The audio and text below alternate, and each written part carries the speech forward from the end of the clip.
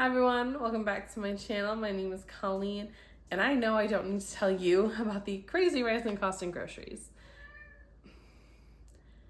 Every time I go into the store, I swear a loaf of bread goes up at least 10 cents. In the span of at least 2 months, a loaf of bread has gone up over a quarter, which in the grand scheme, okay, something costing a quarter more, not a big deal, but that means in the span of like 2 months, it went up about 20%. Now, I'm not a homesteader. I don't have a lot of things that I can use to swap what I have in a grocery store, but I can try and replace some of the baked goods, which may take me a little bit more time, but at the end of the day, save some money.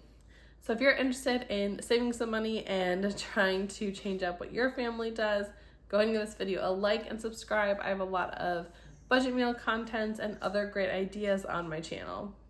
So let's jump in and see how I did. Let's make some flour tortillas at home. To our bowl, I added all of our dry ingredients: 4 cups of flour, 1 3/4 teaspoons salt, 1 teaspoon of baking powder. We are going to add our 8 tablespoons of melted butter into that slowly and mixing it together as we go. Now we are going to take it all out and knead it for 3 to 5 minutes. You can also do this in your stand mixer. Now we are going to let our dough rest for about 15 to 20 minutes. After your dough is done resting, you are going to separate it into about 12 or so different sized balls. Now you can be as precise as you want with this. We are going to do our best to have all of the balls be as similar in shape as we can, and then put them all into that same bowl. We're going to cover them and let these rest for about 15 to 20 minutes. Once the dough is done with its nap, we are going to flatten it and shape it for our tortilla. We're going to cook it on our skillet for about 30 seconds so we get those nice bubbles. Flip it for that beautiful brown. These tortillas were so buttery, so delicious. Definitely making all the time. I have never made focaccia bread before, so why not make it for the first time for Christmas with my in-laws? So I've got my all-purpose flour, my yeast, my salt, and my water's too hot, so I've got to let it cool before I can activate my yeast and start making my dough. For this recipe, you can use instant yeast that you can put directly into the flour. I don't have that, so I'm putting mine in warm water to allow it to bloom. In a separate bowl, I am adding 4 cups of flour. This can be all-purpose or bread flour. And then I am adding my salt to that mixture. I'll give it a quick mix and then add in my water with my yeast. We are then going to mix everything up until it forms kind of a dough ball, and then top that with some olive oil. Make sure everything is evenly coated in that oil. We are going to cover this dough to let it rest in the fridge for 12 hours up to 3 days. My dough was in the fridge, I believe, for the full 3 days, and we are going to deflate the dough a little bit by pulling it off the sides of the bowl. I am greasing up 2 pie dishes. I'm covering all of it with butter and putting a dollop of oil. If you only want 1 focaccia bread, you can just use a 9x13 pan, but I want 2. So I'm going to evenly coat and make sure everything has oil on it, and then I'm going to let it rest for 3 to 4 hours. So now that our dough has had its break and doubled in size, we're going to oil our hands and go ahead and put those wonderful dimples into our bread. And it is at this point that you can add whatever toppings you want. For this one, I am doing a cheese, bacon, chive topping. Please don't mind the movement. My son was playing with the tripod. You can put whatever toppings you want on here: rosemary, garlic, just some coarse sea salt. Really, the options are endless. Here are my 2 breads. I did one rosemary garlic and the other you saw with the chives, cheddar, and bacon. These are going to go into a 425-degree oven for 25 to 30 minutes. Let them cool for 10 minutes and then you can cut them up.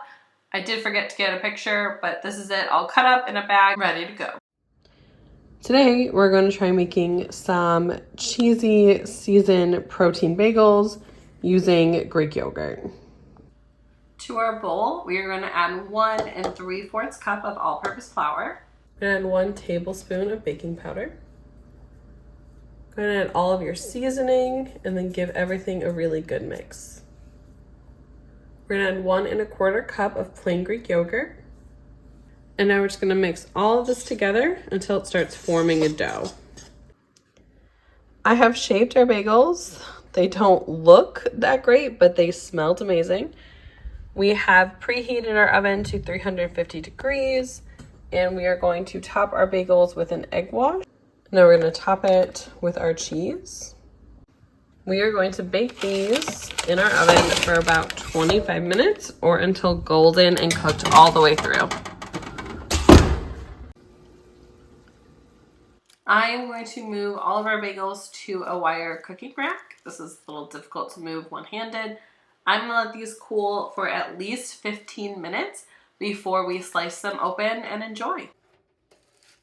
Hit, even before I could take my final picture of them, my husband took one and ate it. Let's make some homemade biscuits.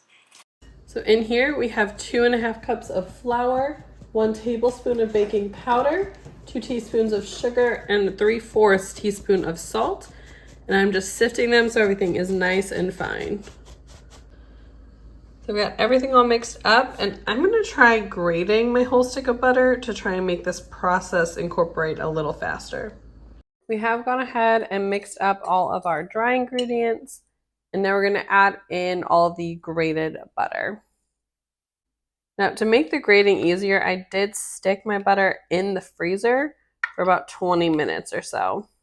Now, either with a fork or if you have one of those like pie crust things, we are going to incorporate this butter as best as we can.